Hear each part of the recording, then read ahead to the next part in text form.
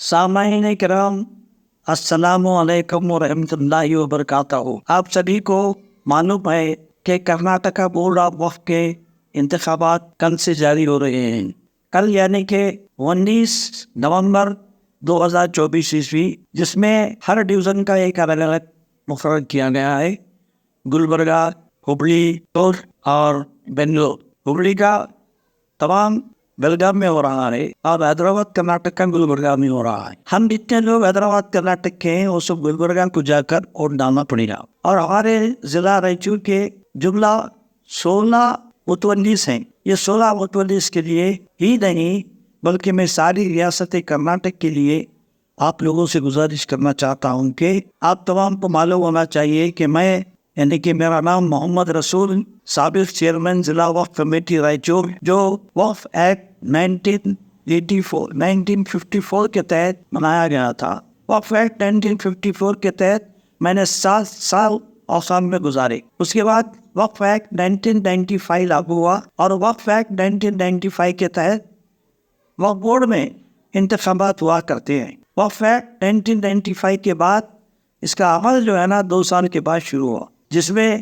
جعفر شریف صاحب جیسے بڑے لوگ بھی ٹھہرے، عزیز سیٹھ صاحب جیسے لوگ بھی ٹھہرے، مگر ہماری بدقسمتی یہ ہے کہ عزیز سیٹھ جیسی شخصیت کو 2000 عیسوی میں وقف ایکٹ 1995 کے تحت جب انتخابات ہوئے تو ان کو انتخابات میں ہرا دیا گیا۔ کوئی یقین نہیں کر سکتا، دنیا کا کوئی شخص یقین نہیں کر سکتا کہ عزیز سیٹھ کو ہرایا گیا۔ آپ تمام کو معلوم ہونا چاہیے کہ ایک جبار صاحب بول کے ایک آدمی تھے جو اب MNC ہیں، انہوں نے ان کے مقابلے میں کھڑے رہ کر ان کو ہرایا تھا اور ہمارے سیاسی لوگ انہوں نے ان کا ساتھ دیا تھا۔ اسی خطوط پر آج میں دیکھ رہا ہوں کہ ہمارے پاس گلبرگہ شریف کے سجادہ رشید حضرت محمد حسینی جو پہلے میرے ساتھ ممبر رہا کرتے تھے، بلا مقابلہ وہ ممبر ہوا کرتے تھے۔ اس وقت کوئی الیکشن نہیں تھا۔ اس کے بعد ان کے فرزند بھی محمد حسینی صاحب کے فرزند خسرو پاپا بھی ممبر بنے، ان کے لیے بھی کوئی انتخاب نہیں تھا۔ بعد میں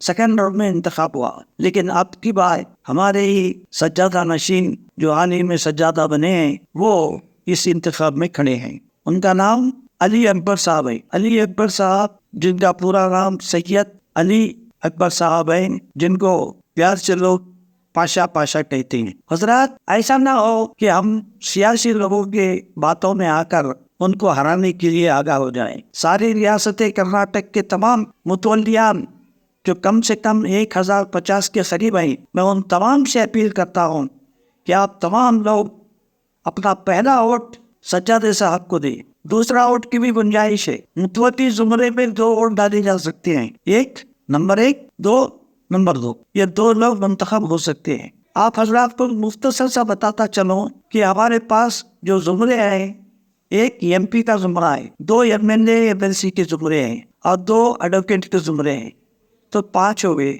2 زمرے ایسے ہیں جو متولیوں کے زمرے سے لیے جاتے ہیں۔ یہ جو حضرت ٹھہرے ہیں یہ متولیوں کے زمرے سے ٹھہرے ہیں، اور بارگاہ بندہ نواز کے ضمن میں کہنا چاہتا ہوں کہ ان کے سجادوں نے اپنی تاریخ میں جو کام کیا ہے، ہندوستان کی تاریخ میں کسی نے نہیں کیا، اجمیر کے سجادہ صاحب نے بھی نہیں کیا۔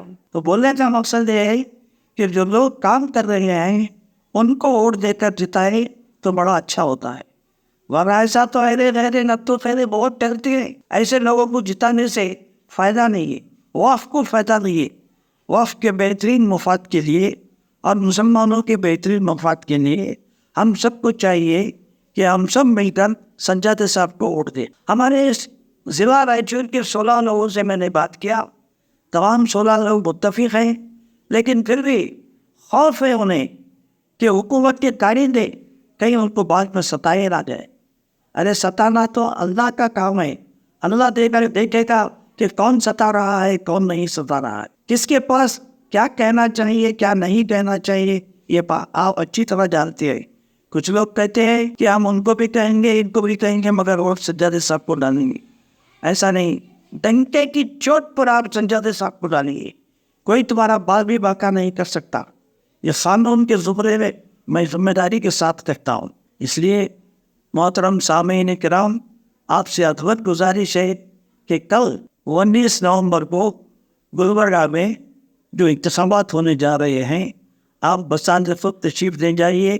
کسی سے کچھ کار کا انتظام، پیسوں کا انتظام کروا لینے کی ضرورت نہیں. آپ خود جائیے، آپ خود جا کر اپنے ووٹ کا استعمال کیجیے اور اپنے ووٹ کا استعمال کر کے ایک متولی کو منتخب کیجیے.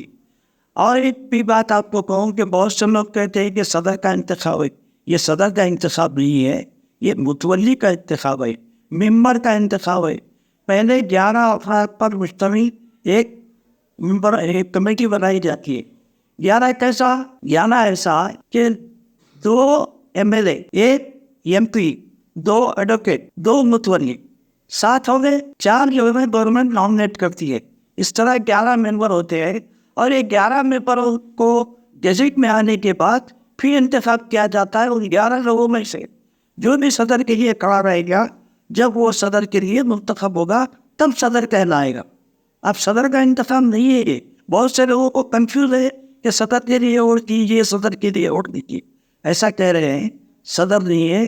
کہنے کا مطلب یہ ہے کہ پہلے متولی کو، یعنی کہ ممبر کو چنیے آؤ.